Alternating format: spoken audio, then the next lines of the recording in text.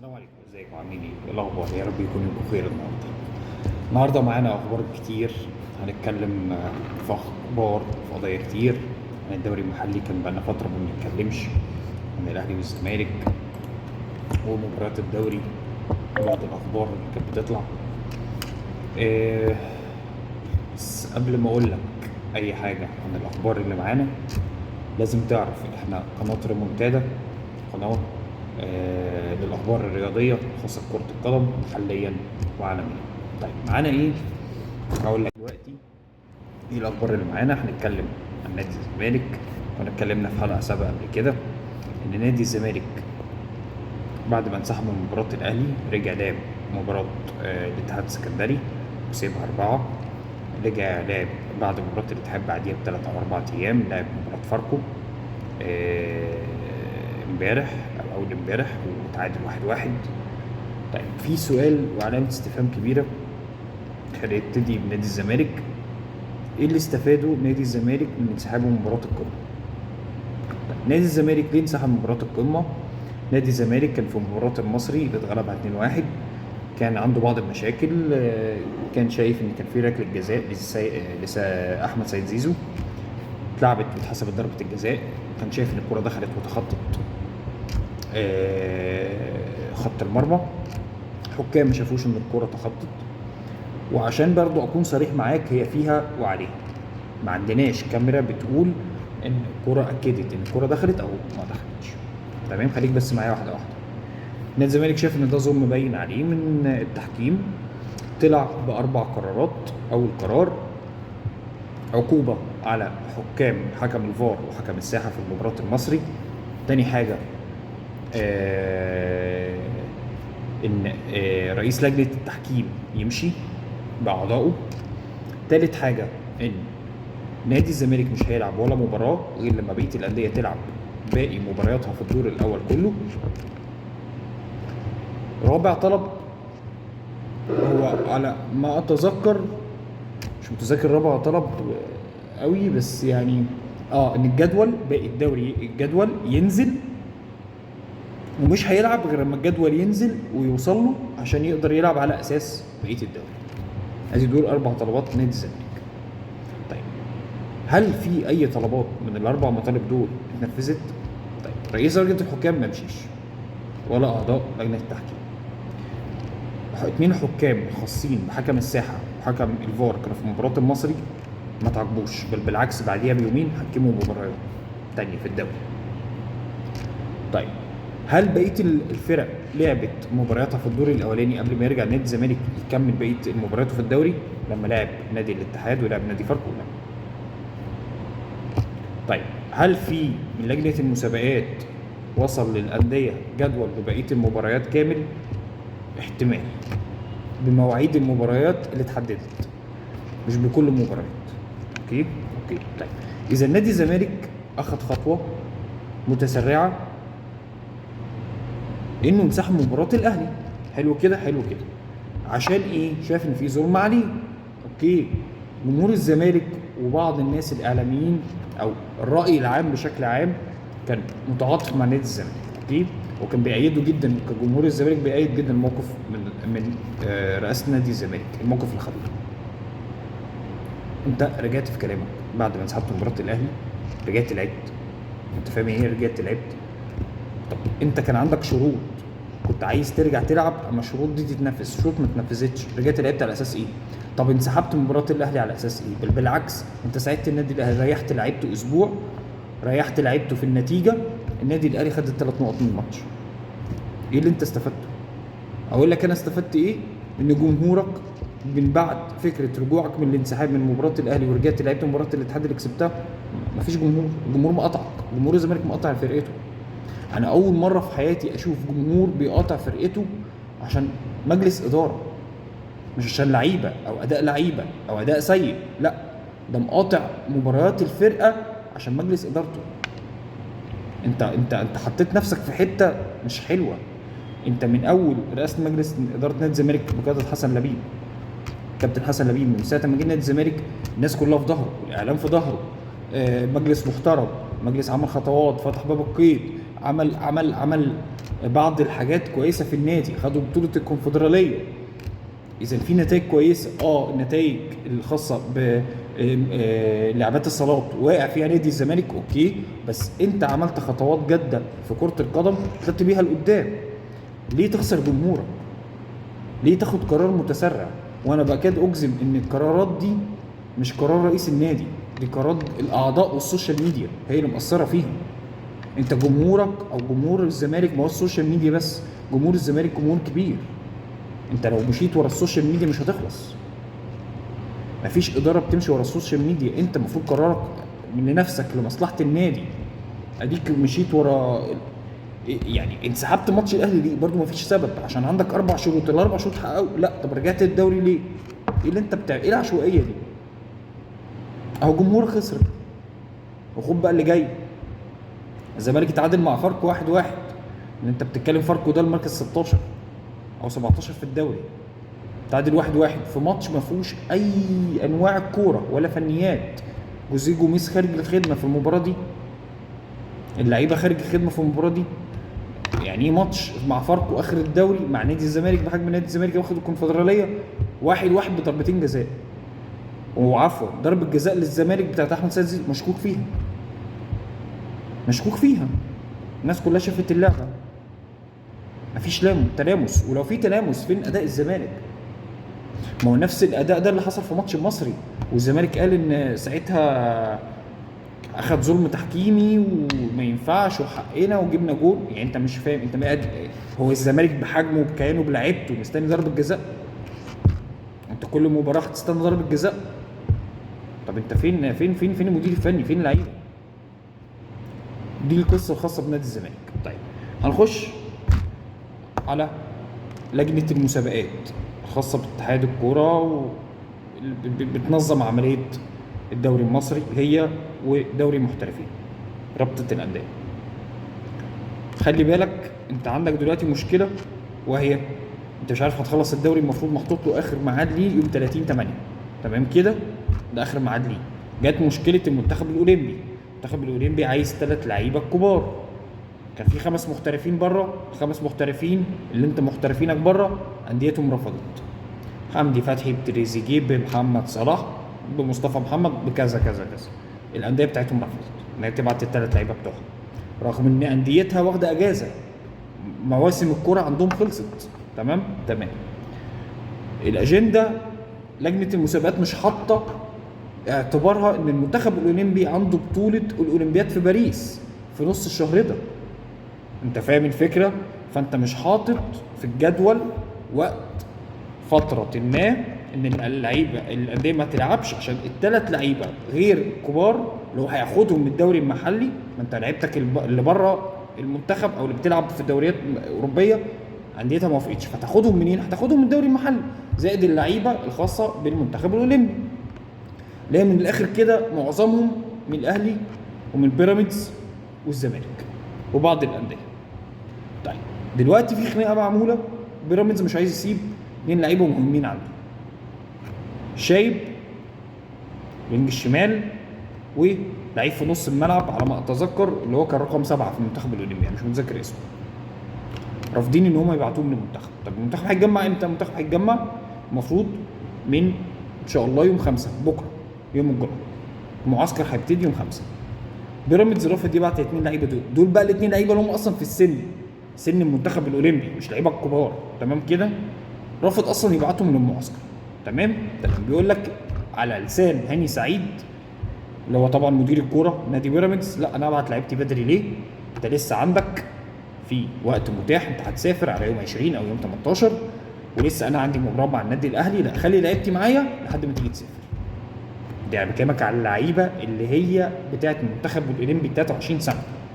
النادي الاهلي قال يا جماعه كان مطلوب منه بعض اللعيبه الكبار، امام عاشور، كان مطلوب منه لعيب تاني غير امام عاشور مش متذكر مين بس فوق السن، رفض. النادي الاهلي قال لك انت ضغطني مباريات وحطيتني مباريات كتير، بلعب كل 3 ايام مباراه، انا مش هقدر اديك اي لعيبه كبار من عندي. 3 لعيبه ال 4 لعيبه اللي في السن خدهم، منهم كوكا ومنهم الباك الشمال اللي كان بيلعب مكان علي معلول، وفي منهم 2 لعيبه تانيين. وحمزه علاء حارس المرمى قال لك خد اللعيبه دي من يوم 5 يا باشا، اللعيبه الصغيره اللي هي في السن المنتخب معاك، لكن انا مش هقدر اديك اي 3 لعيبه من فوق السن. طب استقروا على ايه في الاخر؟ استقروا انه ضموا 2 لعيبه فوق السن، محمد النني اللي ملوش نادي في الوقت الحالي، خلص تعاقده مع نادي ارسنال الموسم اللي فات، واللعيب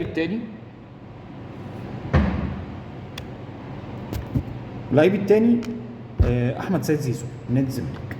دول 2 لعيبه كبار خلاص اللي انضموا للمنتخب المصري الاولمبي.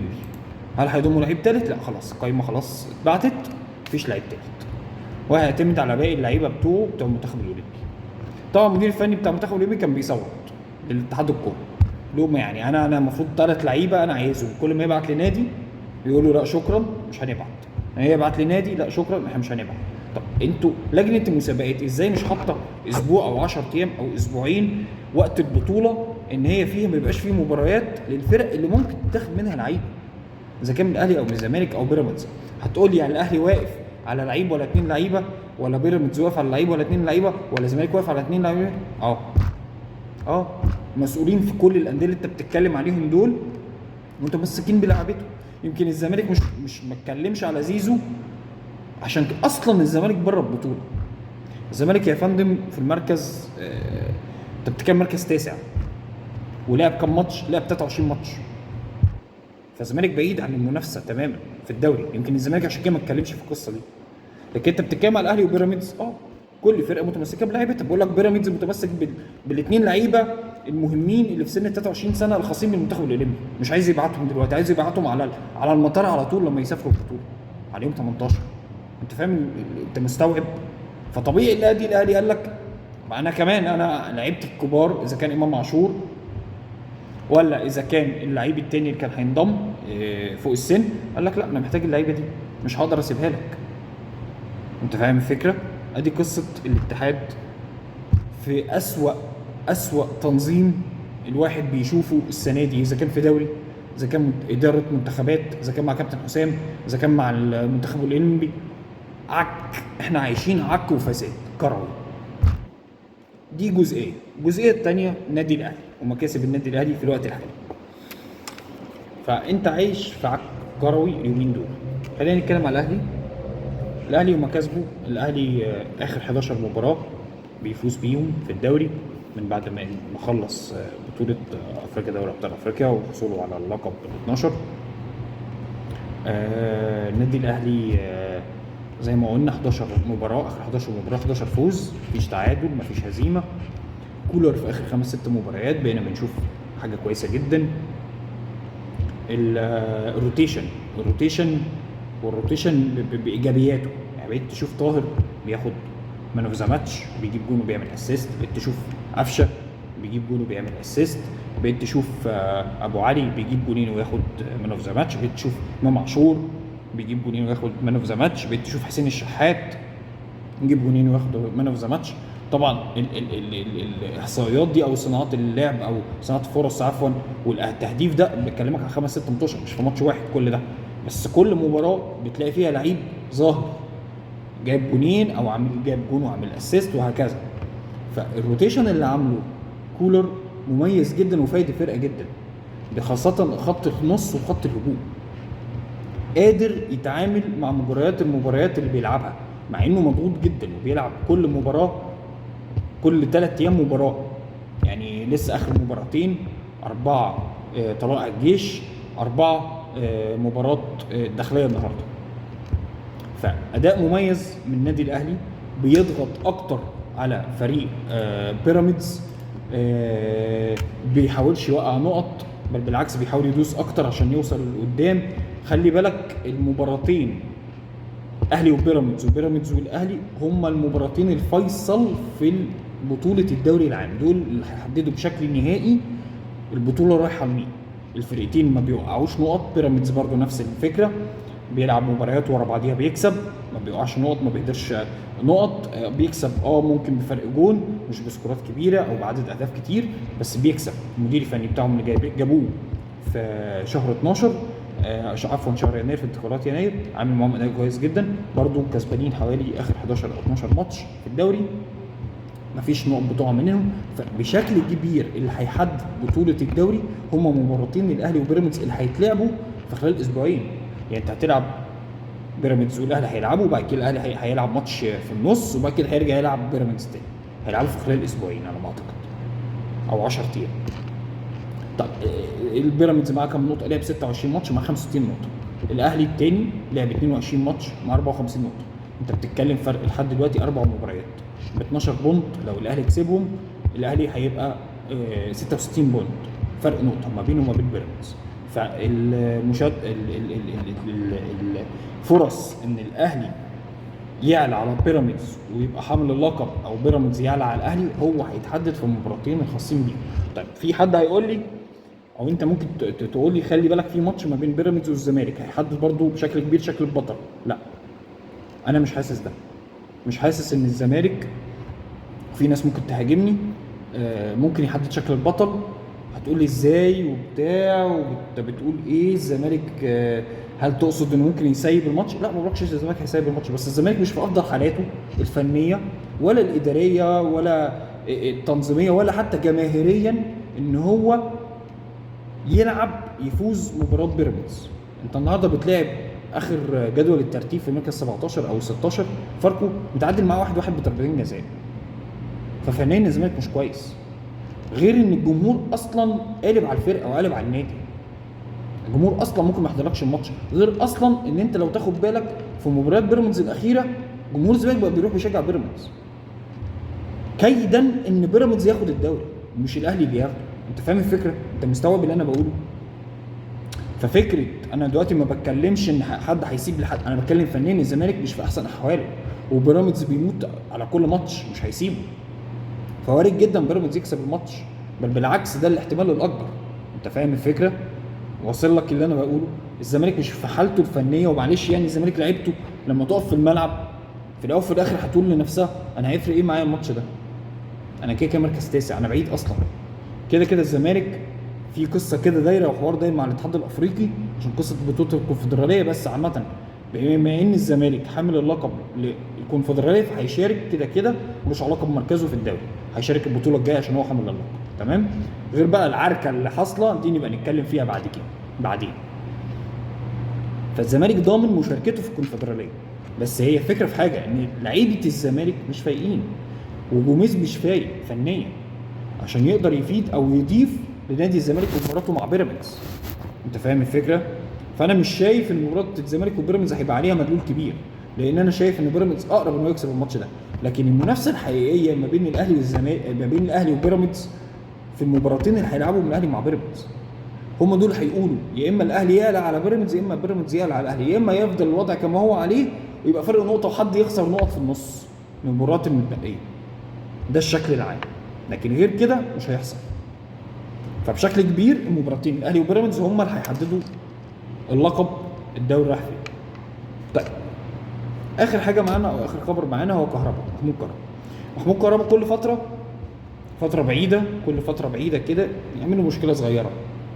مره اخر مشكله ديت اللي كانت حصلت في المباراه اللي قبل اللي فاتت، في مباراه طلائع الجيش، الراجل كان قاعد على الدكه وما لعبش الماتش. فطبيعي كولر بيعمل تمرينه في الاستاد بعد المباريات الاهلي للناس اللعيبه المستبعده. فاخ كهربا كابتن كهربا ما رضيش ينزل يعمل تمرينه اللعيبه المستبعدين او اللي هم ما لعبوش المباراه. طيب وده على اساسه ايه؟ ان كهربا تم استبعاده من اخر مباراتين من النادي الاهلي. اوكي. فهو كهربا كل فتره كده بعيده يقابله مشكله بسيطه كده، مره ما ينزلش التمرين، ما يرضيش يتمرن، مره يشد مشاده بسيطه مع حد، مره تانية يبقى خارج من الملعب زعلان بتاع مش عارف ايه. كهربا عموما اخر موسم ليه مع الاهلي السنه دي، كهربا مش هيكمل المواسم الجايه مع النادي الاهلي، كهربا هيطلع في السعوديه او بعض الدول الخليجيه. فدي قصه كهربا، وانا شايف ان كهربا هيفضل كده بره، مش هينضم للفرقه بتاع ماتشين ثلاثه كمان لحد يا اما يعتزل لكولر او ان الدنيا تهدى بعد ماتشين 3 4 ماتشات كده ويحتاجوا كولر في الفرقه يبقى عاقبه وفي نفس الوقت ايه رجعه. في عقوبه ماليه نزلت عليه، في عقوبه ماليه نزلت عليه، ده الطبيعي في النادي الاهلي، انت بتعاقب اللعيبه عقوبات ماليه بس. دي الاخبار اللي معانا لحد دلوقتي. بكره لازم تتابعوا فيه مباراتين مهمين جدا في دور الثمانيه، اسبانيا والمانيا، صاحبه الارض والجمهور في اوروبا اليورو 2024، ومباراه البرتغال وفرنسا. طبعا ده المباريات دي خاصه بحلقات هبد اوروبا، بس انا حبيت بس ايه انوه لكم واعرفكم ان بكره في مباراتين مهمين الساعه 7 والساعه 10 بالليل لازم تتابعوهم. خلينا في مباراة الهبد، بس يعني توقعي كده ان اسبانيا هتعدي من المانيا هتكسبها، والمنتخب اتمنى المنتخب البرتغالي هو يكسب فرنسا، بس الموضوع صعب. اتمنى كريستيانو يكسب المباراة ويوصل لقبل النهائي، بس على الورق فرنسا اقرب. يلا يومكم سعيد ان شاء الله، يا رب تكون قدمنا لكم جديد، قدمنا لكم اخبار فادتكم. لو في اي تعليقات او اي استنتاجات او اي حاجه حابين تردوا علينا فيها اكتبوا في التعليقات الخاصه باليوتيوب، او لو بتتفرجوا علينا على التيك توك والفيسبوك. السلام عليكم.